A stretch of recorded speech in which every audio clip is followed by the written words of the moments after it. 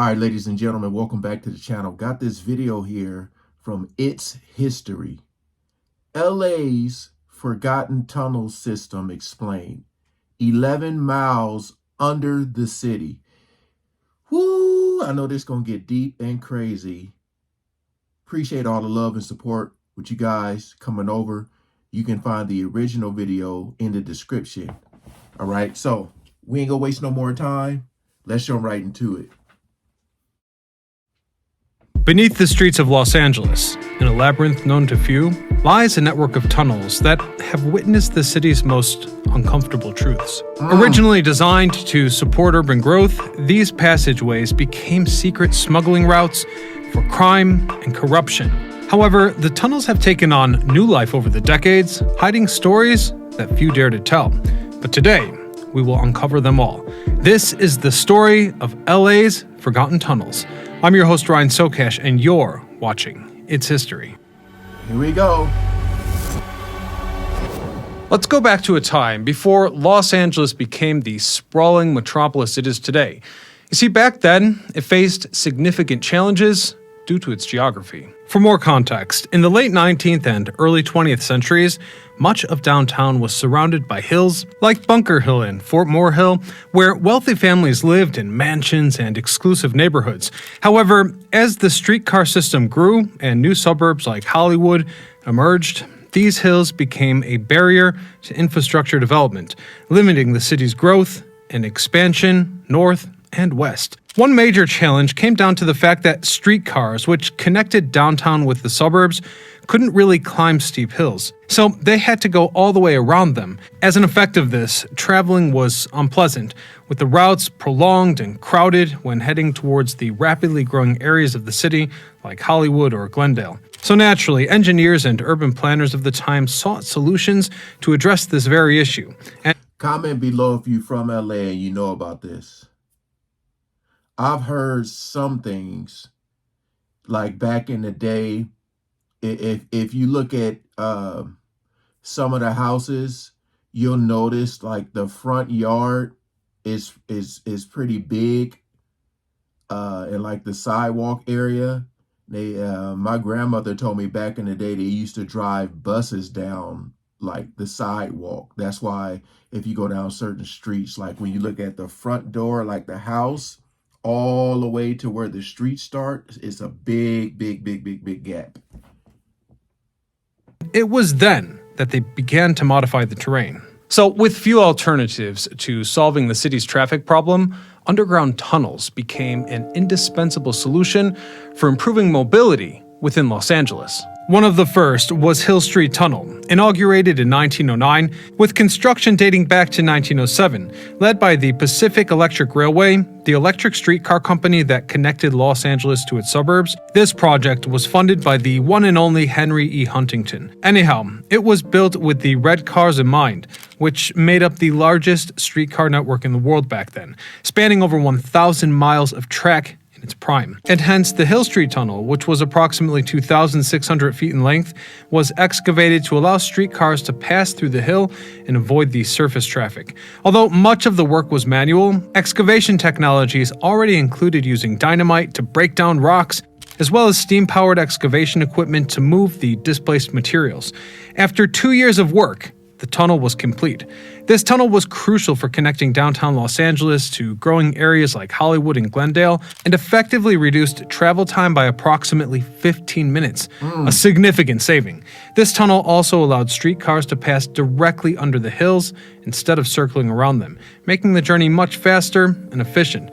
It also happened to reduce street congestion, which was becoming an issue with the increased number of automobiles in the city, growing by the day. At that time, other vital tunnels were also excavated, such as the 4th Street Tunnel, which connected downtown with the western part of the city, whereas in Bunker Hill, in addition to leveling parts of the hill, additional tunnels were constructed to facilitate streetcar movement in rugged terrain. And like magic, Los Angeles expanded into new residential and commercial areas. However, while tunnels like the Hill Street and 4th Street were excavated for streetcar transport, another lesser-known network began to take shape beneath downtown. The Los Angeles City Administration and various private entities, such as banks, commissioned the construction of other tunnels to facilitate the transportation of sensitive things like money, important documents, and even prisoners. Unlike the extensive public transportation tunnels, these smaller ones weren't built to move passengers across the city. Rather, they were meant to fulfill critical administrative and logistical functions. In particular, this secret network of tunnels connected critical areas of the Civic Center, where courts, jails, and banks were located. These underground routes also allowed daily operations to occur efficiently without crossing the crowded streets of downtown. Although much shorter and more complex than the tunnels built for streetcars, they were reinforced with concrete to ensure stability. Is there a movie about this? Like, I mean, I know they have these clips here and stuff, but it's like, is it a legit, because it says illustrative example. Is there a legit movie where you can watch this? Hence, the tunnels were gradually built connecting the buildings as the city expanded.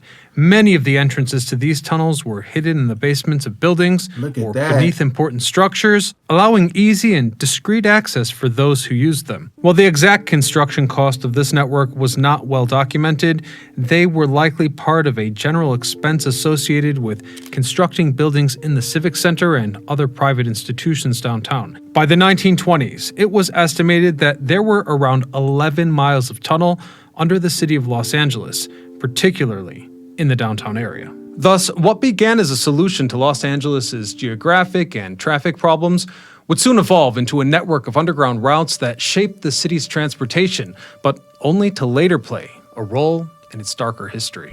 In 1920, the nation underwent a drastic change with the implementation of Prohibition, which made the production, sale, and transportation of alcohol totally illegal. As the country adjusted to this new reality, the underground of Los Angeles became the perfect refuge for those seeking to evade the law. With over 11 miles of underground passages, these tunnels were repurposed as secret routes for moving smuggled alcohol. The tunnels connected to hidden bars, known back then as speakeasies, a term which apparently comes from speaking quietly to avoid drawing attention. These places were discreet and often hidden behind the ordinary facades of legitimate businesses like restaurants, shops, or warehouses. Many were located in basements or behind concealed doors, whereas some were connected directly to the tunnels under the city, making it easier to move the alcohol and people around without detection. And they also had a very strong cultural impact, as speakeasies offered more than just illegal drinks. Many featured live music, such as jazz, and attracted people from all walks of life, ranging from ordinary citizens to celebrities and figures from organized crime. Some of the most famous venues included the King Eddie Saloon, disguised as a piano store, and the executive Coconut Grove at the Ambassador Hotel, which attracted stars like Frank Sinatra and the Marx Brothers. We should also point out that Skid Row played a critical role in the alcohol smuggling that went on during Prohibition. Located in the heart of downtown, and not terribly far away from the port, this area facilitated the illegal transportation of liquor that arrived on ships.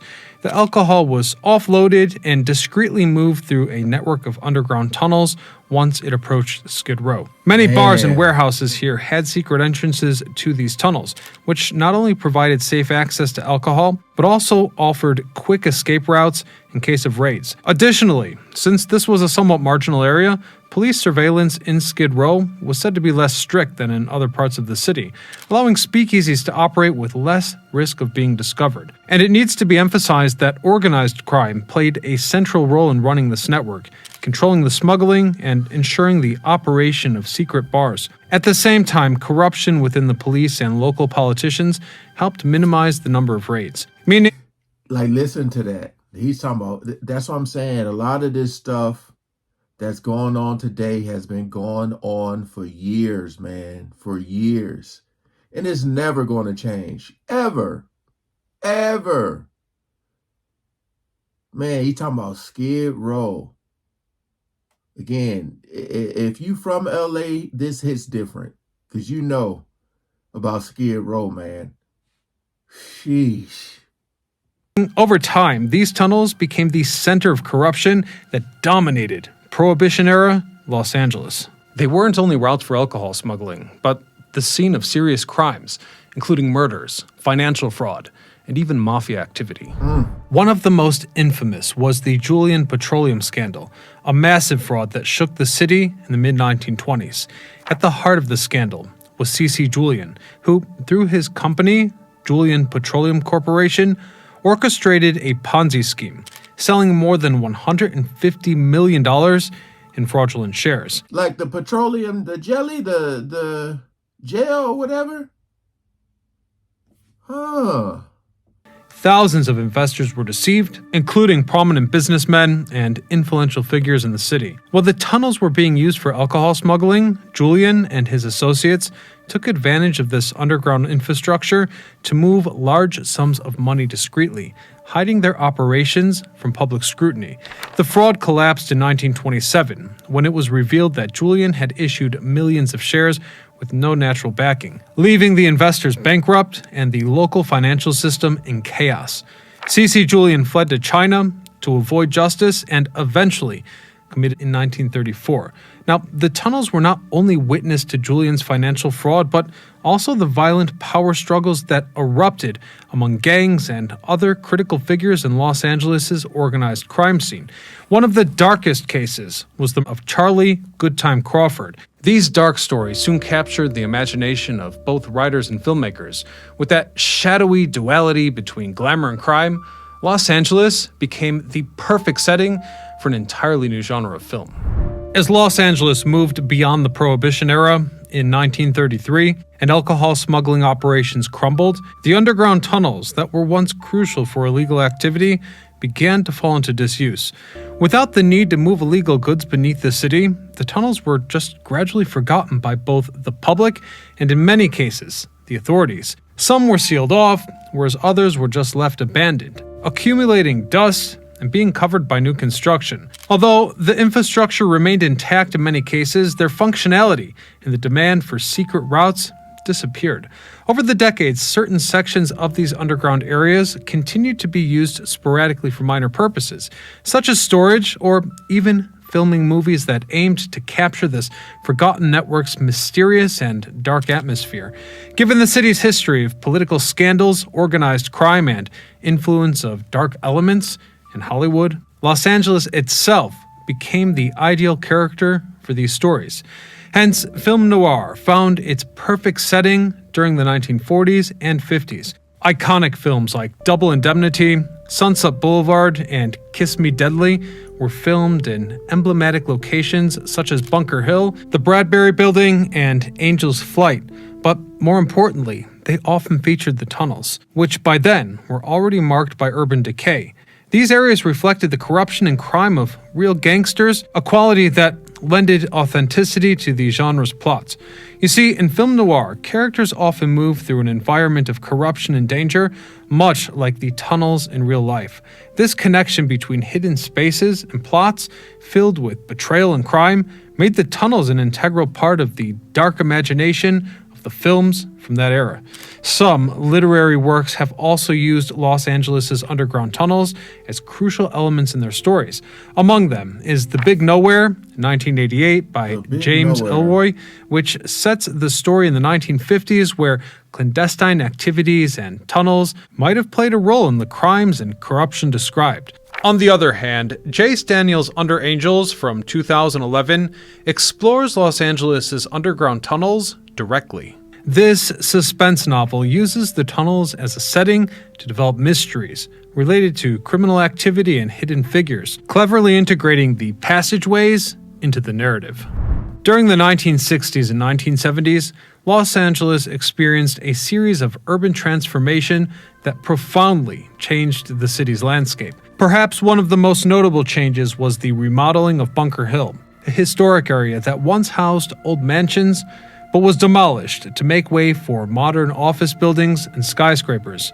At the same time, the city saw a massive expansion of its highway network, which facilitated suburban growth by connecting new residential areas directly to downtown. A new feature of the city that also led to the rapid decline of the streetcar system, which ceased operations altogether in 1961. And this was no small fact.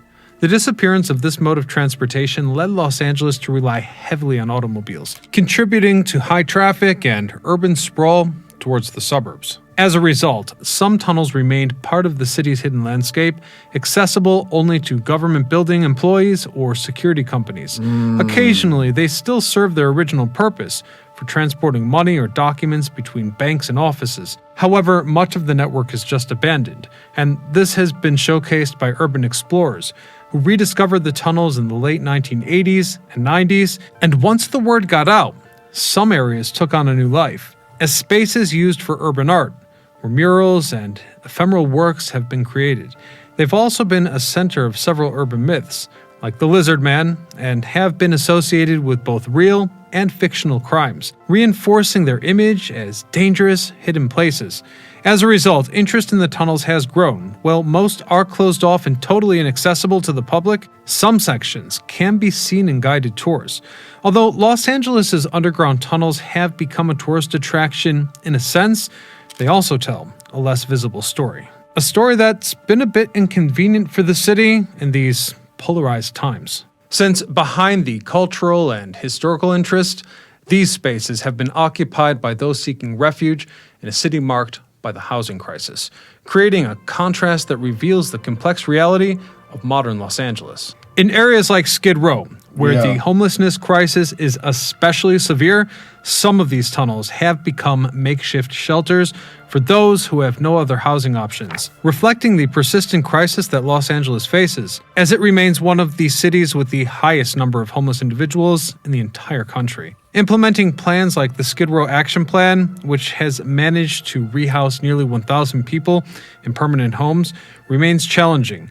In 2022, for example, more than 4,400 people lived in Skid Row, of which 2,695 were unsheltered. Although the homeless population has decreased by 14% in the last 2 years, nearly 3,800 people are still living on the streets, many of them turning to tunnels and other abandoned spaces to survive. While authorities have tried to seal off many entrances to prevent safety and sanitary risks, the tunnels continue to attract homeless individuals because they offer privacy and protection from the elements. Currently, the Los Angeles government has yet to make concrete plans to rehab or officially repurpose these underground areas, a fact that pretty much remains unchanged since the Prohibition times. Though it should be said that there's at least one large-scale project to build new tunnels under Los Angeles, and that of course is Elon Musk's Boring Company, which planned to create an extensive system of tunnels under the city. Musk proposed a futuristic system with multiple layers of underground tunnels, which could in theory reach 100 levels deep,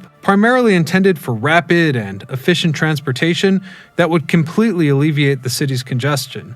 Although these ideas are still conceptual in nature and will likely take some time to become a reality, if they become a reality at all, these tunnels would have no direct connection to the historic ones.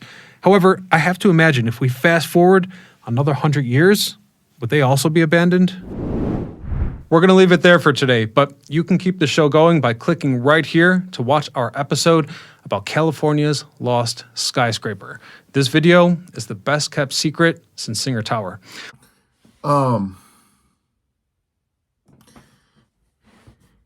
We all know what I'm about to say. You know, although this video was about what it was about, what he talked about, I thought it was going to lean more to like mansions, you know, billionaire homes that have tunnel access, because we know that exists as well. I think this video, took just a safe route, a really in-depth video on, LA in particular. But we know that there's tunnels that exist that are for other reasons I mean, you had what the man El Chapo. It's a lot that goes on. They said there's tunnels underneath the Playboy Mansion. So we know that there's a lot more that goes on underground.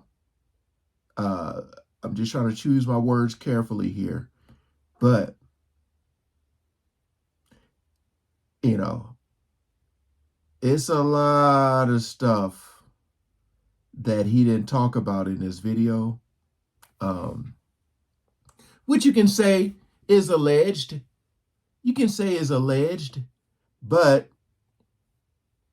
come on. These tunnels that people be using to do what they do exist as well.